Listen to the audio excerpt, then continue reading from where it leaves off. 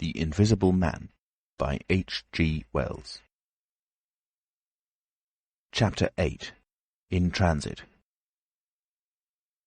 The 8th chapter is exceedingly brief, and relates that Gibbons, the amateur naturalist of the district, while lying out on the spacious open downs without a soul within a couple of miles of him, as he thought, and almost dozing, heard close to him the sound of a man coughing, sneezing, and then swearing savagely to himself, and looking, beheld nothing. Yet the voice was indisputable. It continued to swear with that breadth and variety that distinguishes the swearing of a cultivated man. It grew to a climax, diminished again, and died away in the distance, going, as it seemed to him, in the direction of Adderdean. It lifted to a spasmodic sneeze, and ended. Gibbons had heard nothing of the morning's occurrences, but the phenomenon was so striking and disturbing that his philosophical tranquillity vanished. He got up hastily and hurried down the steepness of the hill towards the village as fast as he could go. Chapter 9.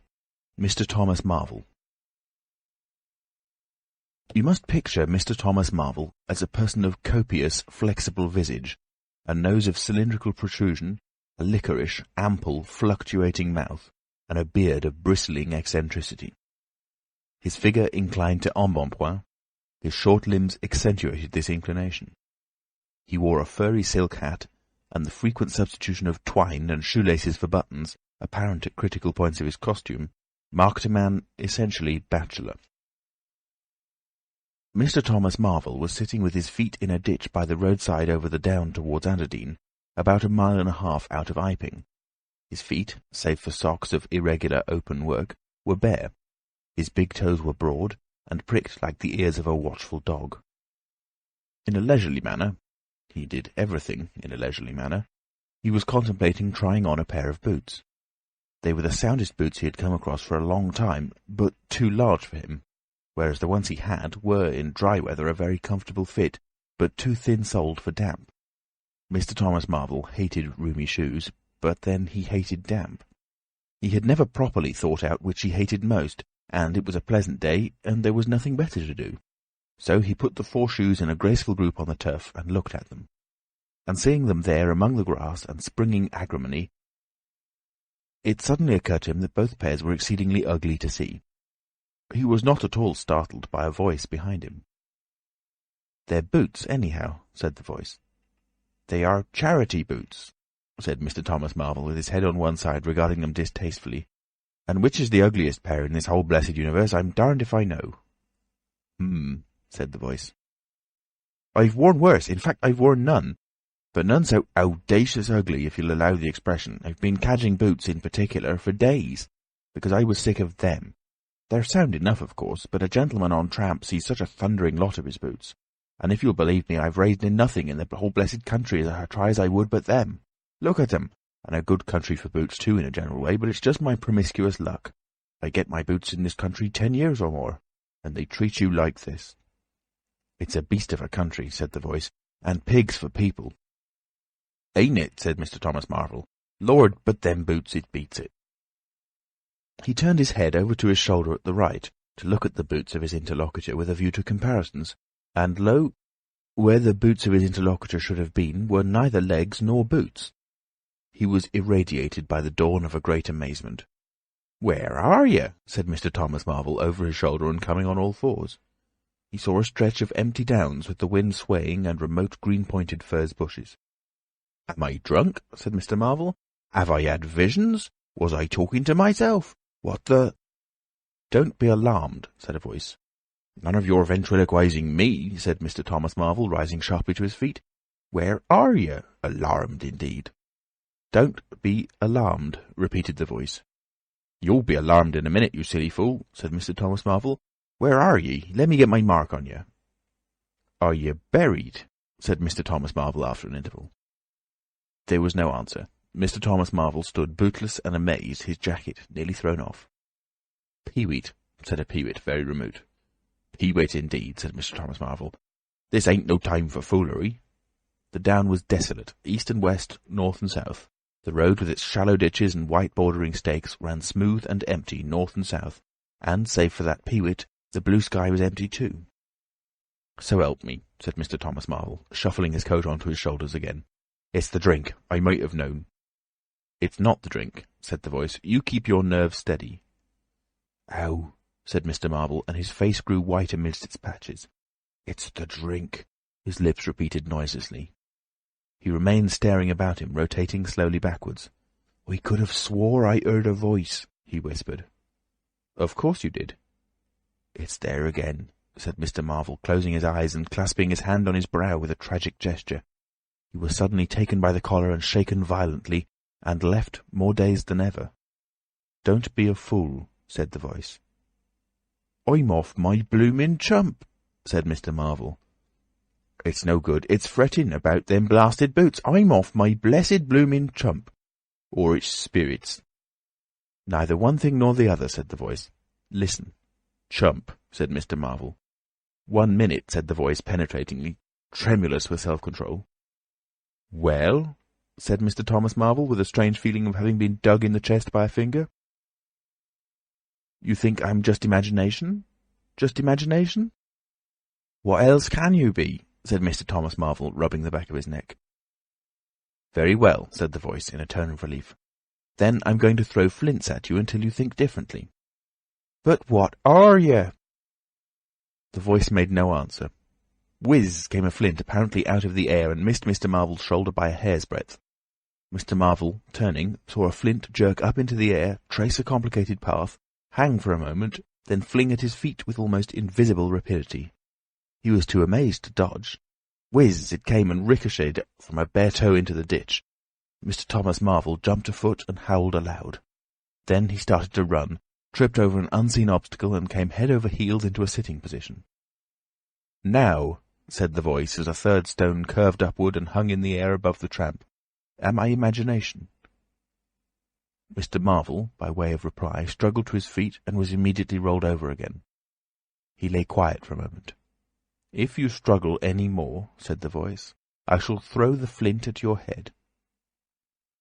"It's a fair do," said Mr. Thomas Marvel, sitting up, taking his wounded toe in hand and fixing his eye on the third missile. "I don't understand it. Stones flinging themselves, stones talking. Put yourself down. Rot away. I'm done." The third flint fell. "It's very simple," said the voice. "I'm an invisible man." "Tell us something I don't know," said Mr. Marvel, gasping with pain. "Where you've hid... how you... I don't know. I'm beat." "That's all," said the voice. "I'm invisible. That's what I want you to understand." "Anyone could see that. There's no need for you to be so confounded impatient, mister. Now then, give us a notion. How are you hid?" "I'm invisible. That's the great point, and what I want you to understand is this." "But whereabouts?" interrupted Mr. Marvel. "Here, 6 yards in front of you." "Oh, come, I ain't blind. You'll be telling me next you're just thin air. I'm not one of your ignorant tramps." "Yes, I am. Thin air. You're looking through me." "What? Ain't there any stuff to you? Voxet. Oh, what is it? Jabber? Is that it?" "I'm just a human being. Solid. Needing food and drink. Needing covering too. But I'm invisible. You see? Invisible. Simple idea. Invisible." "What, real like?" "Yes, real." "Let's have a hand of you," said Marvel. "If you are real, won't be so darn out of the way like then." "Lord," he said, "how you made me jump, gripping me like that." He felt the hand that had closed round his wrist with his disengaged fingers, and his fingers went timorously up the arm, did a muscular chest, and explored a bearded face. Marvel's face was astonishment. "I'm dashed," he said, "if this don't beat cockfighting. Most remarkable. And there I can see a rabbit clean through you half a mile away, not a bit of you visible except—" He scrutinized the apparently empty space keenly. "You haven't been eating bread and cheese?" he asked, holding the invisible arm. "You're quite right, and it's not quite assimilated into the system." "Ah," said Mr. Marvel. "Sort of ghostly, though. Of course, all this isn't half wonderful, as you think." "It's quite wonderful enough for my modest wants," said Mr. Thomas Marvel. "How'd you manage it? How the deuce is it done?"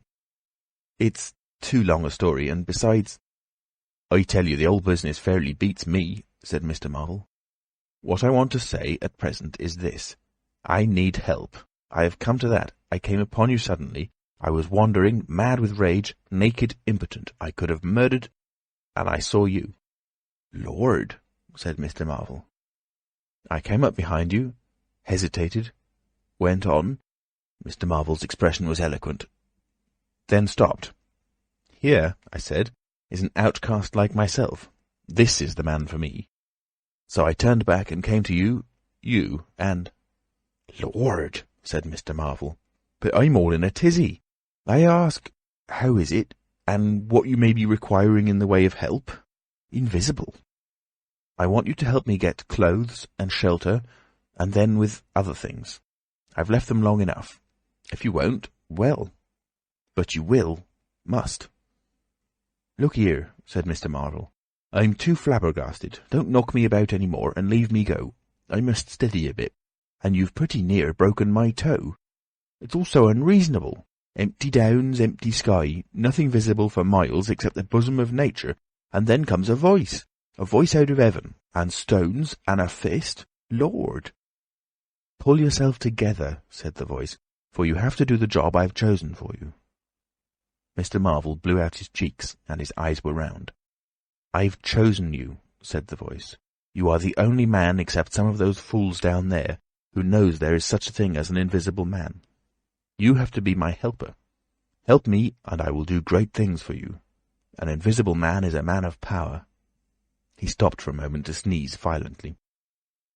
"But if you betray me," he said, "if you fail to do as I direct you—" He paused and tapped Mr. Marvel's shoulder smartly. Mr. Marvel gave a yelp of terror at the touch. "I don't want to betray you," said Mr. Marvel, edging away from the direction of the fingers. "Don't you go a-thinking that, whatever you do. All I want to do is help you. Just tell me what I got to do. Lord! Whatever you want done, that I'm most willing to do." Chapter 10. Mr. Marvel's Visit to Iping.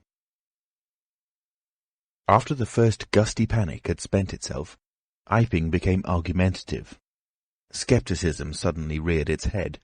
Rather nervous scepticism, not at all assured of its back, but scepticism none the less. It is so much easier not to believe in an invisible man, and those who had actually seen him dissolve into air, or felt the strength of his arm, could be counted on the fingers of 2 hands. And of those witnesses, Mr. Wadgers was presently missing, having retired impregnably behind the bolts and bars of his own house, and Jaffers was lying stunned in the parlour of the Coach and Horses. Great and strange ideas transcending experience often have less effect upon men and women than smaller, more tangible considerations. Iping was gay with bunting, and everybody was in gala dress. Whit Monday had been looked forward to for a month or more. By the afternoon, even those who believed in the unseen were beginning to resume their little amusements in a tentative fashion, and on the supposition that he had gone quite away, and with the sceptics he was already a jest. But people, sceptics and believers alike, were remarkably sociable all that day. Haysman's Meadow was gay with a tent, in which Mrs. Bunting and other ladies were preparing tea, while, without, the Sunday school children ran races and played games under the noisy guidance of the curate and the Misses Cuss and Sackbut. No doubt there was a slight uneasiness in the air, but people for the most part had the sense to conceal whatever imaginative qualms they experienced. On the village green, an inclined string, down which, clinging the while to a pulley-swung handle, one could be hurled violently against a sack at the other end, came in for considerable favour among the adolescent, as also did the swings and the cocoanut shies. There was also promenading, and the steam organ attached to a small roundabout filled the air with a pungent flavour of oil, and with equally pungent music. Members of the club, who had attended church in the morning, were splendid in badges of pink and green, and some of the gayer-minded had adorned their bowler hats with brilliant-coloured flowers of ribbon. Old Fletcher, whose conceptions of holiday-making were severe, was visible through the jasmine about his window, or through the open door, whichever way you chose to look, poised delicately on a plank supported on 2 chairs, and whitewashing the ceiling of his front room. About 4 o'clock, a stranger entered the village from the direction of the Downs. He was a short, stout person in an extraordinarily shabby top hat, and he appeared to be very much out of breath. His cheeks were alternately limp and tightly puffed. His mottled face was apprehensive, and he moved with a sort of reluctant alacrity. He turned the corner of the church and directed his way to the Coach and Horses. Among others, old Fletcher remembers seeing him, and indeed the old gentleman was so struck by his peculiar agitation that he inadvertently allowed a quantity of whitewash to run down the brush into the sleeve of his coat whilst regarding him. This stranger, to the perceptions of the proprietor of the cocoanut shy, appeared to be talking to himself, and Mr. Huxter remarked the same thing. He stopped at the foot of the Coach and Horses steps, and, according to Mr. Huxter, appeared to undergo a severe internal struggle before he could induce himself to enter the house. Finally he marched up the steps, and was seen by Mr. Huxter to turn to the left and open the door of the parlour. Mr. Huxter heard voices from within the room, and from the bar, apprising the man of his error. "That room's private," said Hall, and the stranger shut the door clumsily and went into the bar. In the course of a few minutes he reappeared, wiping his lips with the back of his hand with an air of quiet satisfaction that somehow impressed Mr. Huxter as he assumed. He stood looking about him for some moments, and then Mr. Huxter saw him walk in an oddly furtive manner towards the gates of the yard, upon which the parlour window opened. The stranger, after some hesitation, leant against one of the gate-posts, produced a short clay pipe, and prepared to fill it. His fingers trembled while doing so. He lit it clumsily and folded his arms, began to smoke in a languid attitude, an attitude which his occasional glances up the yard altogether belied. All this Mr. Huxter saw over the canisters of the tobacco window, and the singularity of the man's behaviour prompted him to maintain his observation. Presently the stranger stood up abruptly and put his pipe in his pocket. Then he vanished into the yard. Forthwith Mr. Huxter, conceiving he was witness of some petty larceny, leapt around his counter and ran out into the road to intercept the thief. As he did so, Mr. Marvel reappeared, his hat askew, a big bundle in a blue tablecloth in one hand, and 3 books tied together, as it proved afterwards, with the vicar's braces, in the other. Directly he saw Huxter he gave a sort of gasp, and turning sharply to the left, began to run. "Stop, thief!" cried Huxter, and set off after him. Mr. Huxter's sensations were vivid but brief. He saw the man just before him, and spurting briskly for the church corner and the hill road. He saw the village flags and festivities beyond, and a face or so turned towards him. He bawled "Stop!" again. He had hardly gone 10 strides before his shin was caught in some mysterious fashion, and he was no longer running, but flying with inconceivable rapidity through the air. He saw the ground suddenly close to his face. The world seemed to splash into a million whirling specks of light, and subsequent proceedings interested him no more. Chapter 11. In the Coach and Horses. Now, in order to clearly understand what had happened in the inn, it is necessary to go back to the moment when Mr. Marvel first came into view of Mr. Huxter's window. At that precise moment Mr. Cuss and Mr. Bunting were in the parlour. They were seriously investigating the strange occurrences of the morning, and were, with Mr. Hall's permission, making a thorough examination of the invisible man's belongings. Jaffers had partially recovered from his fall, and had gone home in charge of his sympathetic friends. The stranger's scattered garments had been removed by Mrs. Hall, and the room tidied up. And on the table, under the window where the stranger had been wont to work, Cuss had hit almost at once on 3 big books in manuscript, labelled Diary. "Diary," said Cuss, putting the 3 books on the table. "Now, at any rate, we shall learn something." The vicar stood with his hands on the table. "Diary," repeated Cuss, sitting down, putting 2 volumes to support the 3rd, and opening it. No name on the flyleaf. Bother, cipher, and figures. The vicar came round to look over his shoulder. Cuss turned the pages over with a face suddenly disappointed. Oh, dear me, it's all cipher, Bunting." "There are no diagrams?" asked Mr. Bunting. "No illustrations throwing light?" "See for yourself," said Mr. Cuss. "Some of it's mathematical, and some of it's Russian, or some such language, to judge by the letters. And some of it's Greek. Now, the Greek I thought you—" "Of course," said Mr. Bunting, taking out and wiping his spectacles and feeling suddenly very uncomfortable, for he had no Greek left in his mind worth talking about. "Yes, the Greek, of course, may furnish a clue." "I'll find you a place." "I'd rather glance through the volumes first," said Mr. Bunting, still wiping. A general impression first, cousin. Then, you know, we can go looking for clues." He coughed, put on his glasses, arranged them fastidiously, coughed again, and wished something would happen to avert the seemingly inevitable exposure. Then he took the volume Cuss handed him in a leisurely manner, and then something did happen. The door opened suddenly. Both gentlemen started violently, looked around, and were relieved to see a sporadically rosy face beneath a furry silk hat. "Tap?" asked the face, and stood staring. "No," said both gentlemen at once. "Over the other side, my man," said Mr. Bunting. "And please shut that door," said Mr. Cuss irritably. "All right," said the intruder, as it seemed in a low voice curiously different from the huskiness of its first inquiry. "Right you are," said the intruder in the former voice. "Stand clear." And he vanished and closed the door. "A sailor, I should judge," said Mr. Bunting. "Amusing fellows they are. Stand clear, indeed. A nautical term referring to his getting back out of the room, I suppose." "I dare say so," said Cuss. "My nerves are all loose today. It made me quite jump, the door opening like that." Mr. Bunting smiled as if he had not jumped. "And now," he said with a sigh, "these books." Someone sniffed as he did so. "One thing is indisputable," said Bunting, drawing a chair up next to that of Mr. Cuss. "There certainly have been very strange things happening in Iping during the last few days. Very strange. I cannot, of course, believe in this absurd invisibility story." "It's incredible," said Cuss, "incredible, but the fact remains that I certainly saw right down his sleeve." "But did you... Are you sure? Suppose a mirror, for instance. Hallucinations are so easily produced.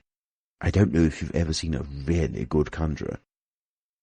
"I won't argue again," said Cuss. "We've thrashed that out, Bunting. And just now there's these books. Ah, here's some of what I take to be Greek. Greek letters, certainly." He pointed to the middle of the page. Mr. Bunting flushed slightly and brought his face nearer, apparently finding some difficulty with his glasses. Suddenly he became aware of a strange feeling at the nape of his neck. He tried to raise his head and encountered an immovable resistance. The feeling was a curious pressure, the grip of a heavy, firm hand, and it bore his chin irresistibly to the table. "Don't move, little men," whispered a voice, "or I'll brain you both." Mr. Bunting looked into the face of Cuss, close to his own, and each saw a horrified reflection of his own sickly astonishment. "I'm sorry to handle you so roughly," said the voice, "but it's unavoidable. Since when did you learn to pry into an investigator's private memoranda?" said the voice, and two chins struck the table simultaneously, and two sets of teeth rattled.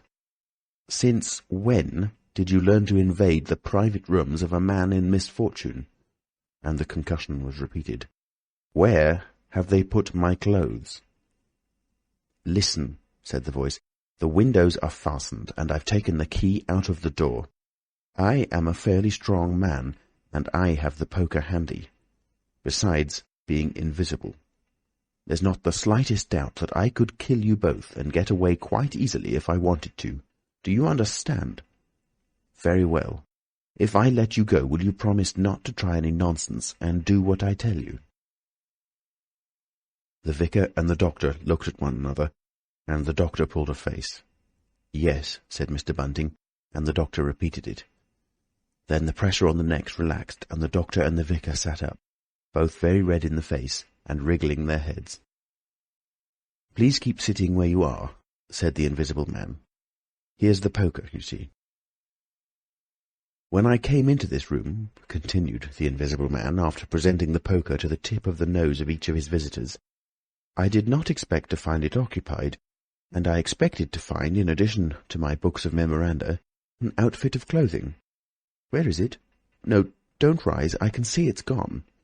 Now, just at present, though the days are quite warm enough for an invisible man to run about stark, the evenings are quite chilly. I want clothing and other accommodation, and I must also have those 3 books. Chapter 12. The Invisible Man Loses His Temper. It is unavoidable that at this point the narrative should break off again, for a certain very painful reason that will presently be apparent. While these things were going on in the parlour, and while Mr. Huxter was watching Mr. Marvel smoking his pipe against the gate not a dozen yards away, Mr. Hall and Teddy Henfrey were discussing in a state of cloudy puzzlement the one Iping topic. Suddenly there came a violent thud against the door of the parlour, a sharp cry, and then silence. "Hullo," said Teddy Henfrey. "Hullo," from the tap. Mr. Hall took things in slowly but surely. "That ain't right," he said, and came round from behind the bar towards the parlour door. He and Teddy approached the door together, with intent faces. Their eyes considered. "Summat wrong," said Hall, and Henfrey nodded agreement. Whiffs of an unpleasant chemical odour met them. There was a muffled sound of conversation, very rapid and subdued. "You all right there?" asked Hall, rapping. The muttered conversation ceased abruptly. For a moment, silence. Then the conversation was resumed in hissing whispers. Then a sharp cry of, "No, no, you don't." There came a sudden motion and the oversetting of a chair. A brief struggle. Silence again. "What the deuce?" exclaimed Henfrey sotto voce. "You all right there?" asked Mr. Hall sharply again. The vicar's voice answered with a curious, jerking intonation. Quite right. Please don't interrupt." "Odd," said Mr. Henfrey. "Odd," said Mr. Hall. "Says don't interrupt," said Henfrey. "I heard'n," said Hall. "And a sniff," said Henfrey. They remained listening. The conversation was rapid and subdued. "I can't," said Mr. Bunting, his voice rising. "I tell you, sir, I will not." "What was that?" asked Henfrey. "Says he winnert. Weren't speaking to us, was he?" "Disgraceful," said Mr. Bunting within. "Disgraceful," said Mr. Henfrey. "I heard it distinct." "Who's that speaking now?" asked Henfrey. "Mr. Cuss, I suppose," said Hall. "Can you hear anything?" Silence. The sounds within indistinct and perplexing. "Sounds like throwing the tablecloth about," said Hall. Mrs. Hall appeared behind the bar. Hall made gestures of silence and invitation. This aroused Mrs. Hall's wifely opposition. "What you listening there for, Hall? Ain't you nothing better to do, busy day like this?" Hall tried to convey everything by grimaces and dumb show, but Mrs. Hall was obdurate. She raised her voice. So Hall and Henfrey, rather crestfallen, tiptoed back to the bar, gesticulating to explain to her. At first she refused to see anything in what they had heard at all. Then she insisted on Hall keeping silence while Henfrey told her his story. She was inclined to think the whole business nonsense. Perhaps they were just moving the furniture about. "I heard'n say disgraceful. That I did," said Hall. "I heard that, Mrs. Hall," said Henfrey. "Like as not," began Mrs. Hall. "Shh!" said Mr. Teddy Henfrey. "Didn't I hear the window?" "What window?" asked Mrs. Hall. "Parlour window," said Henfrey. Everyone stood listening intently. Mrs. Hall's eyes, directed straight before her, saw without seeing the brilliant oblong of the inn door, the road white and vivid, and Huxter's shop front blistering in the June sun. Abruptly Huxter's door opened, and Huxter appeared, eyes staring with excitement, arms gesticulating. "Yap!" cried Hunter. "Stop thief!" and he ran obliquely across the oblong towards the yard gates and vanished. Simultaneously came a tumult from the parlour and a sound of windows being closed. Hall, Henfrey, and the human contents of the tap rushed out at once pell-mell into the street. They saw someone whisk around the corner towards the road, and Mr. Huxter executing a complicated leap in the air that ended on his face and shoulder. Down the street, people were standing astonished or running towards them. Mr. Huxter was stunned. Henfrey stopped to discover this, but Hall and the two labourers from the tap rushed at once to the corner, shouting incoherent things, and saw Mr. Marvel vanishing by the corner of the church wall. They appeared to have jumped to the impossible conclusion that this was the Invisible Man suddenly become visible, and set off at once along the lane in pursuit. But Hall had hardly run a dozen yards before he gave a loud shout of astonishment and went flying headlong sideways, clutching one of the labourers and bringing him to the ground. He had been charged just as one charges a man at football. The second labourer came round in a circle, stared, and conceiving that Hall had tumbled over of his own accord, turned to resume the pursuit, only to be tripped by the ankle just as Huckster had been. Then, as the first labourer struggled to his feet, he was kicked sideways by a blow that might have felled an ox. As he went down, the rush from the direction of the village green came round the corner. The first to appear was the proprietor of the coconut shy, burly man in blue jersey. He was astonished to see the lane empty save for 3 men sprawling absurdly on the ground. And then something happened to his rearmost foot, and he went headlong and rolled sideways just in time to graze the feet of his brother and partner, following headlong. The two were then kicked, knelt on, fallen over, and cursed by quite a number of over-hasty people. Now, when Hall and Henfrey and the labourers ran out of the house, Mrs. Hall, who had been disciplined by years of experience, remained in the bar next to the till. And suddenly the parlour door was opened and Mr. Cuss appeared, and without glancing at her, rushed at once down the steps round the corner. "Hold him!" he cried. "Don't let him drop that parcel." He knew nothing of the existence of Marvel, for the Invisible Man had handed over the books and bundle in the yard. The face of Mr. Cuss was angry and resolute, but his costume was defective, a sort of limp white kilt that could only have passed muster in Greece. "Hold him!" he bawled. "He's got my trousers, and every stitch of the vicar's clothes."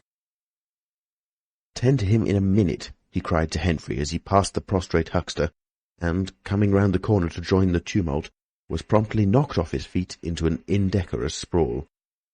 Somebody in full flight trod heavily on his finger. He yelled, struggled to regain his feet, was knocked against and thrown on all fours again, and became aware that he was involved not in a capture, but a rout. Everyone was running back to the village. He rose again and was hit severely behind the ear. He staggered and set off back to the coach and horses forthwith, leaping over the deserted huckster who was now sitting up on his way. Behind him, as he was halfway up the inn steps, he heard a sudden yell of rage, rising sharply out of the confusion of cries, and a sounding smack in someone's face. He recognized the voice as that of the Invisible Man, and the note was that of a man suddenly infuriated by a painful blow. In another moment Mr. Cuss was back in the parlour. "He's coming back, Bunting," he said, rushing in. "Save yourself." Mr. Bunting was standing in the window, engaged in an attempt to clothe himself in the hearth-rug and a West Surrey Gazette. "Who's coming?" he said, so startled that his costume narrowly escaped disintegration. "Invisible Man," said Cuss, and rushed on to the window. "We'd better clear out from here. He's fighting mad. Mad!" In another moment he was out in the yard. "Good heavens!" said Mr. Bunting, hesitating between 2 horrible alternatives. He heard a frightful struggle in the passage of the inn, and his decision was made. He clambered out of the window, adjusted his costume hastily, and fled up the village as fast as his fat little legs would carry him. From the moment when the Invisible Man screamed with rage, and Mr. Bunting made his memorable flight up the village, it became impossible to give a consecutive account of affairs in Iping. Possibly the Invisible Man's original intention was simply to cover Marvel's retreat with the clothes and books, but his temper, at no time very good, seems to have gone completely at some chance blow, and forthwith he set to smiting and overthrowing for the mere satisfaction of hurting. You must figure the street full of running figures, of doors slamming and fights for hiding places. You must figure the tumult suddenly striking on the unstable equilibrium of old Fletcher's planks and 2 chairs with cataclysmic results. You must figure an appalled couple caught dismally in a swing. And then the whole tumultuous rush has passed, and the Iping street with its gourds and flags is deserted, save for the still raging unseen, and littered with coconuts, overthrown canvas screens, and the scattered stock in trade of a sweetstuff stall. Everywhere there is a sound of closing shutters and shoving bolts, and the only visible humanity is an occasional flitting eye under a raised eyebrow in the corner of a window pane. The Invisible Man amused himself for a little while by breaking all the windows in the Coach and Horses, and then he thrust a street lamp through the parlour window of Mrs. Gribble. He, it must have been, who cut the telegraph wire to Adderdean just beyond Higgins's cottage on the Adderdean road. And, after that, as his peculiar qualities allowed, he passed out of human perceptions altogether, and he was neither heard, seen, nor felt in Iping any more. He vanished absolutely.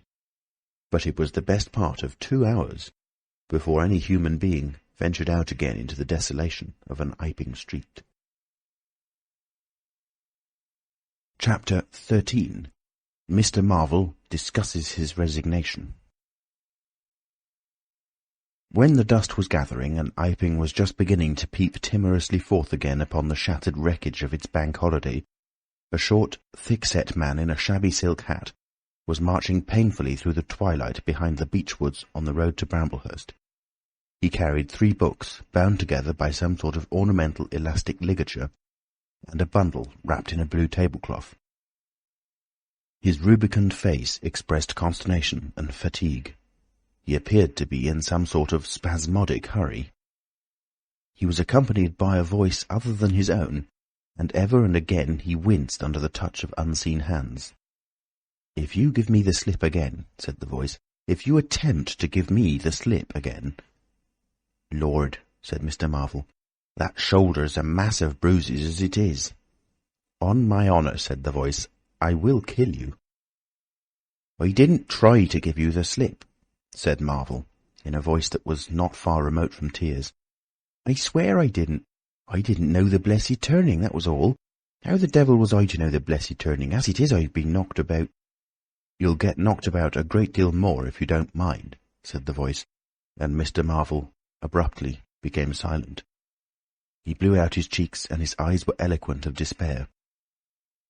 "It's bad enough to let those floundering yokels explode my little secret without your cutting off with my books. It's lucky for some of them they cut and ran when they did. Here am I. No one knew I was invisible. And now what am I to do?" "What am I to do?" asked Marvel sotto voce. "It's all about. It will be in the papers. Everybody will be looking for me, everyone on their guard." The voice broke off into vivid curses and ceased. The despair of Mr. Marvel's face deepened and his pace slackened. "Go on," said the voice. Mr. Marvel's face assumed a greyish tint between the ruddier patches. "Don't drop those books, stupid," said the voice sharply, overtaking him. "The fact is," said the voice, "I shall have to make use of you. You're a poor tool, but I must." "I'm a miserable tool," said Marvel. "You are," said the voice. "I'm the worst possible tool you could have," said Marvel. "I'm not strong," he said after a discouraging silence. "I'm not over-strong," he repeated. "No? And my heart's weak. That little business, I pulled it through, of course, but, bless you, I could have dropped." "Well?" "I haven't the nerve and strength for the sort of thing you want." "I'll stimulate you." "I wish you wouldn't. I wouldn't like to mess up your plans, you know, but I might, out of sheer funk and misery." "You'd better not," said the voice with quiet emphasis. "I wish I was dead," said Marvel. "It ain't justice," he said. "You must admit, it seems to me I've a perfect right—" "Get on," said the voice. Mr. Marvel mended his pace, and for a time they went in silence again. "It's devilish hard," said Mr. Marvel. This was quite ineffectual. He tried another tack. "What do I make by it?" he began again, in a tone of unendurable wrong. "Oh, shut up," said the voice, with sudden amazing vigour.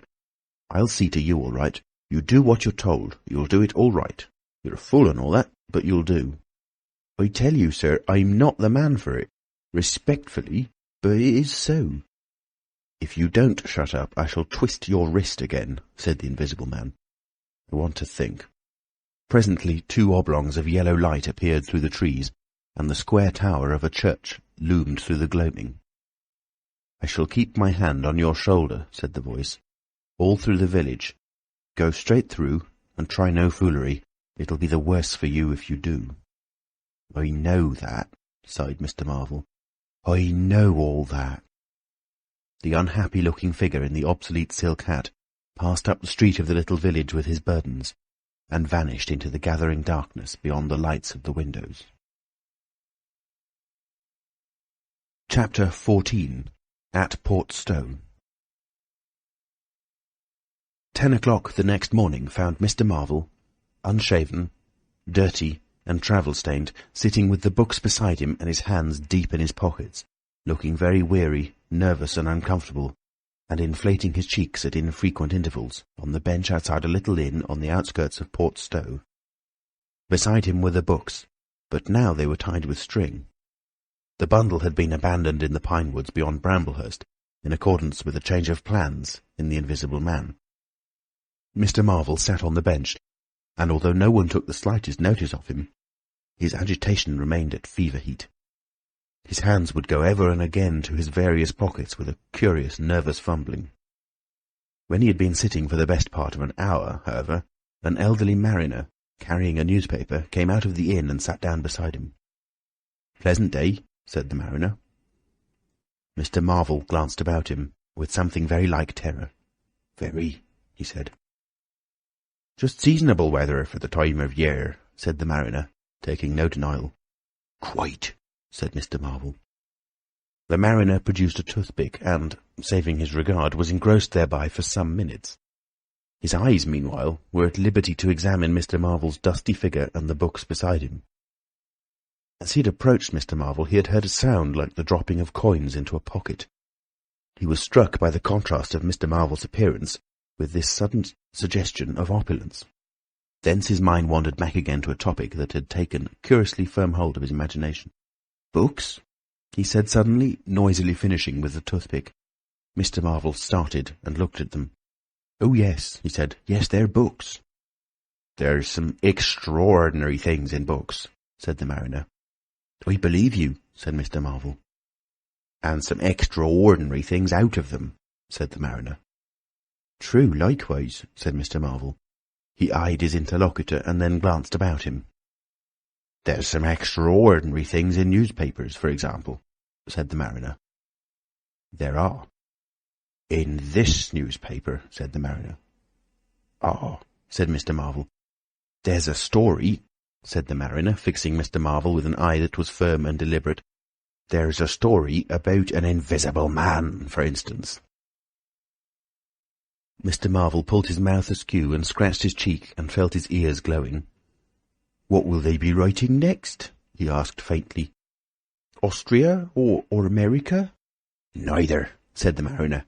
"Here." "Lord," said Mr. Marvel, starting. "When I say here," said the mariner, to Mr. Marvel's intense relief, "I don't of course mean here in this place. I mean hereabouts." "An invisible man," said Mr. Marvel. "And what's he been up to?" "Everything," said the mariner, controlling Marvel with his eye and then amplifying. "Every blessed thing." "I ain't seen a paper these 4 days," said Marvel. "Iping's the place he started at," said the mariner. "Indeed," said Mr. Marvel. "He started there, and where he came from nobody don't seem to know. Here it is, peculiar story from Iping, and it says in this paper that the evidence is extraordinary strong. Extraordinary."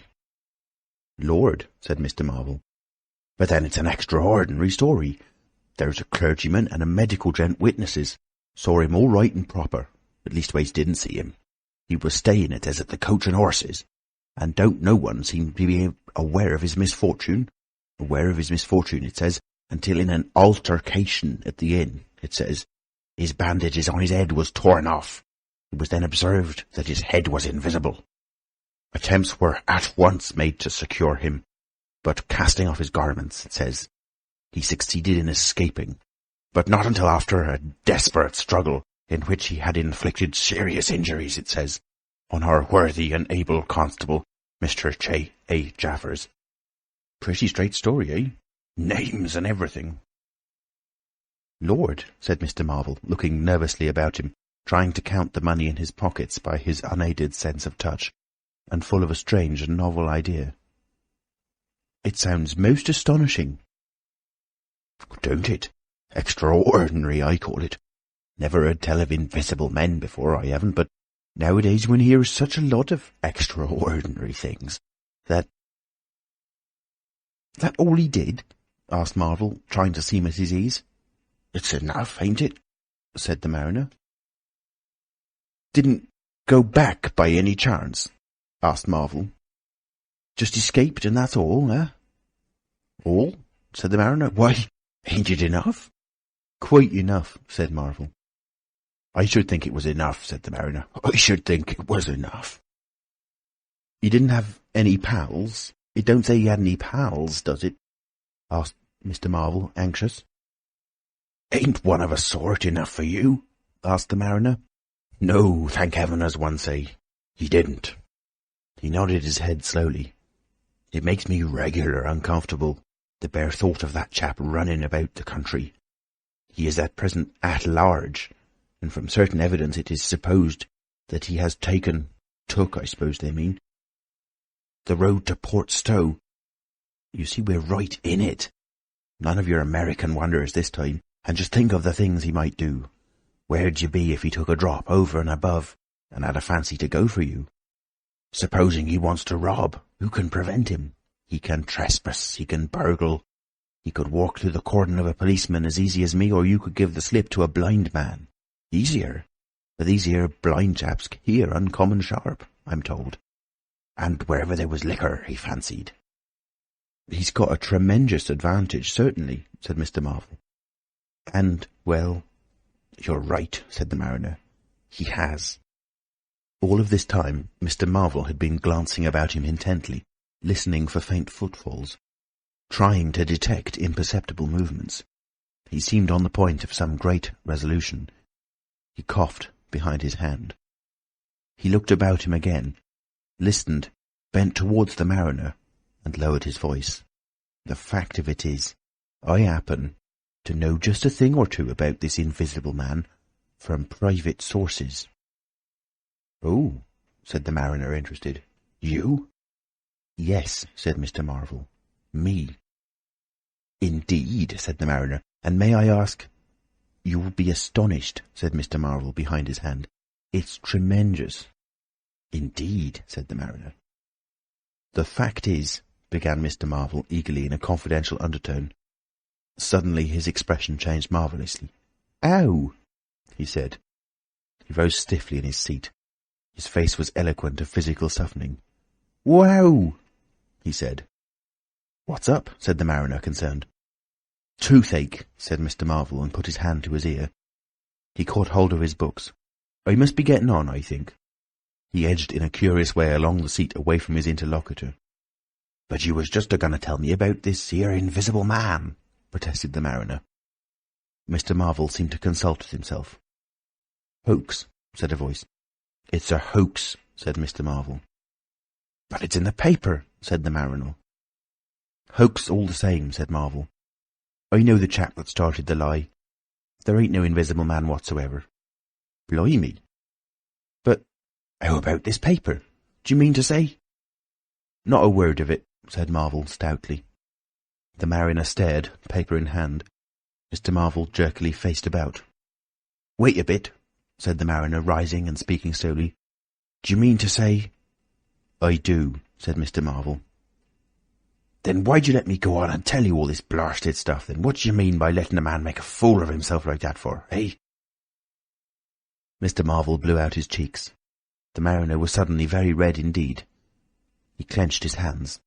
"I've been talking here this 10 minutes," he said, "and you little pot-bellied, leathery-faced son of an old boot, couldn't have the elementary manners." "Don't you come bandying words with me," said Mr. Marvel. "Bandying words! I've a jolly good mind." "Come up," said a voice, and Mr. Marvel was suddenly whirled about and started marching off in a curious spasmodic manner. "You'd better move on," said the mariner. "Who's moving on?" said Mr. Marvel. He was receding obliquely with a curious hurrying gait, with occasional violent jerks forward. Some way along the road he began a muttered monologue, protests and recriminations. "Silly devil," said the mariner, legs wide apart, elbows akimbo, watching the receding figure. "I'll show you, you silly ass. Hoaxing me. It's here, on the paper." Mr. Marvel retorted incoherently, and, receding, was hidden by a bend in the road. But the mariner still stood magnificent in the midst of the way, until the approach of a butcher's cart dislodged him. Then he turned himself towards Portstowe. "Full of extraordinary asses," he said softly to himself. "Just take me down a bit. That was his silly game. It's on the paper." And there was another extraordinary thing he was presently to hear that had happened quite close to him.